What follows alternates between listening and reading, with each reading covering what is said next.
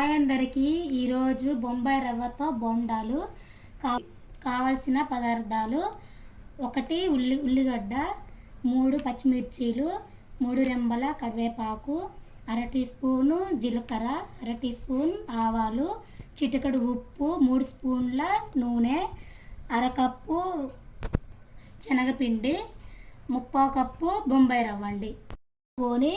బజ్జీ పిండిలాగా కలుపుకొని అరగంట సేపు పక్కన పెట్టుకోవాలండి. సేమ్ బజ్జీ పిండిలాగా ఇలా కలుపుకొని అరగంట సేపు పక్కన పెట్టుకోవాలండి. చిటికెడు సాల్ట్ వేసి. ఇప్పుడు ఎలా చేయాలో చెప్తానండి. ముందుగా స్టవ్ వెలిగించుకుందాం. ఇలా ఒక పెనం పెట్టుకొని ఇలా వేడయ్యాక ఆయిల్ వేసుకుందాం. ఆవాలు వేసుకుందాం. ఆవాలు కొద్దిగా చిటపటలాడనివ్వాలి. జీలకర్ర వేసుకుందాం. ఉల్లిగడ్డ వేస్తానండి. పచ్చిమిర్చి వేసుకోవాలి.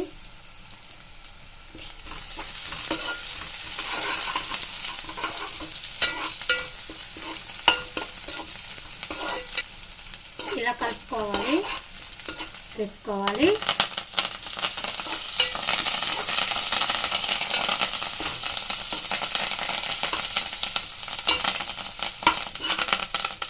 ఇలా అయ్యాక సేమ్ ఉప్మా లాగానేనండి. 1 కప్పు వాటర్ వేస్తాను. కొంచెం తక్కువతో మళ్ళీ ఇంకొక కప్పు వాటర్ 2 కప్స్ వేసాను. వాటర్లో కొంచెం చిటికెడేస్తే సరిపోతుంది. కొంచెం వాటర్ మరిగేలాగా మూత పెట్టుకుందాం. ఇక వాటర్ మరుగుతున్నాయి కండి. ఇప్పుడు రవ్వ వేసుకుందాం. ఇందులో ఉండలు కట్టకోకుండా ఇలా కలుపుకుంటూ కొంచెం కొంచెం ఇలా వేయాలి. అంత ఒక్కసారి వేయకూడదు. సేమ్ ఉప్మా లాగానేనండి. ఇందులో ఏమి ఇబ్బంది లేదు. ఇలా ఉండలు లేకుండా కలిపేసి ఇప్పుడు మూత పెట్టేసుకుందాం. సిమ్లో పెట్టేసుకుందామండి. ఇలా రెడీ అయిపోయిందండి.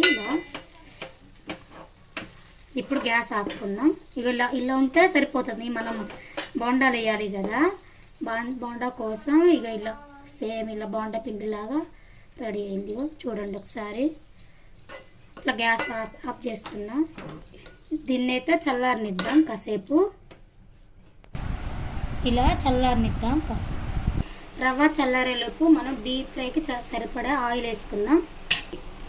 డీప్ ఫ్రైకి సరిపడా ఆయిల్ వేస్తున్నాను. అందులో ఇలా లడ్డూలాగా ఇట్లా చేసుకొని ఇలా పక్కన ఒక గిన్నెలో పెట్టేసుకుందాం. అన్నీ చేసుకొని నూనె వేడెక్కేసిందండి. ఇగో ఇలా మనం ఇందులో ఇలా ముంచేసి సేమ్ బజ్జీలాగా ఇందులో ఆయిల్లో వేయడమే. ఇక మొత్తానికి గ్యాస్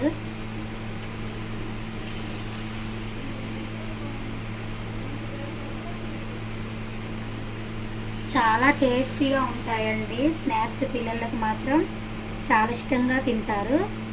ఒకసారి అయితే ట్రై చేయండి మీకు నచ్చితే. ఇలా వేసేసి ఇలా అంటుకోకుండా కొంచెం ఇట్లా తిప్పుకుందాం. చూడండి ఎలా పొంగాయో సేమ్ బజ్జీలాగా. ఇందులో ఎంత సాఫ్ట్గా వస్తున్నాయో చూడండి. సేమ్ బజ్జీలాగా బోండాలాగా చూడండి ఎలా వస్తున్నాయో.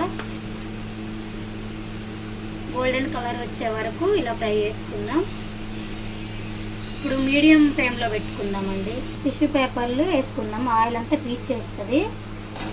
ఆయిల్ తింటే పిల్లలు ఎక్కువ ఇష్టపడరు కదా ఆయిల్ని. అందుకు ఫ్రై అని తీసేద్దాం. వీటిని ఇలా గోల్డెన్ కలర్ వచ్చే వరకు ఫ్రై చేసుకుందాం. చూడండి ఎంత బాగున్నాయో. చూస్తూనే నవ్వుతుంది కదా. ఎప్పుడెప్పుడు తినాలా అని ఉంది మా పిల్లలకైతే. మిగతా పిండి ఉంది కదండి, అది కూడా వేసేసుకుందాం. చాలా ఈజీగా చేసుకోవచ్చండి. కొత్తగా నేర్చుకునే వాళ్ళు మాత్రం తప్పకుండా ట్రై చేయొచ్చు. ఏమి ఉండదండి. ఉప్మా అయితే మన ఇంట్లో ఎప్పుడైనా తయారు చేస్తాం కదా. ఇలా అప్పుడు పిల్లలు అయితే ఉప్మా ఎక్కువ ఇష్టపడరు కదండి, అందుకోసమే ఇలా ట్రై చేయండి. స్కూల్లో స్నాక్స్ కూడా పెట్టొచ్చండి, టిఫిన్లో కానీ యూజ్ చేయొచ్చు. దీన్ని ఎలానైనా తినొచ్చు, పిల్లలకైతే చాలా ఇష్టంగా తింటారు. వాళ్ళు తినడమే కదండి మనకు కావాల్సింది, వాళ్ళ కోసం ఎన్ని వెరైటీలైనా చేయొచ్చు. ఇప్పుడు ఇలా ట్రై చేయండి. ఇవి కూడా ఫ్రై అయ్యాయండి, చూడండి ఇలా తీసేసుకుందాం. చాలా టేస్టీగా ఉంటాయండి, ఒకసారి అయితే తప్పకుండా ట్రై చేయండి. నచ్చితే లైక్ అండ్ షేర్, సబ్స్క్రైబ్ అయితే మర్చిపోకండి. ఇప్పుడు పల్లి చట్నీ చేసుకుందామండి. అందులోకి ఫస్ట్ అయితే పల్లీలు వేసుకుందాం.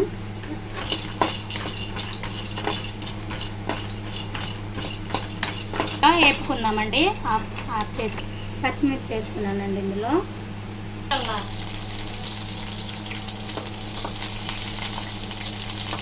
కొంచెం లైట్గా ఇలా వేపుకుందాం. ఇలా వేగాయి కదా, స్టవ్ ఆఫ్ చేసుకుందాం.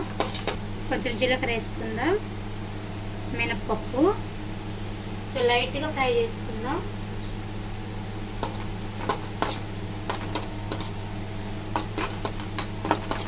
లో ఫ్లేమ్లో పెట్టుకొని ఒక నిమిషం పాటు ఇలా చట్నీలోకనండి ఇవి కానీ మిక్సీ పట్టేసుకుందాం. ఇప్పుడు అయిపోయింది.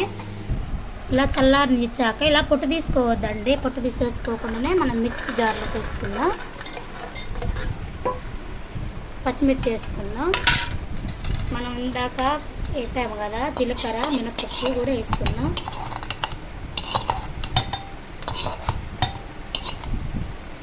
ఒక చిన్న ముక్క అల్లం, 2 ఎల్లిపాయలు, కొంచెం సాల్ట్ వేసుకుందామండి. ఇప్పుడు మిక్సీ పట్టేసుకుందాం.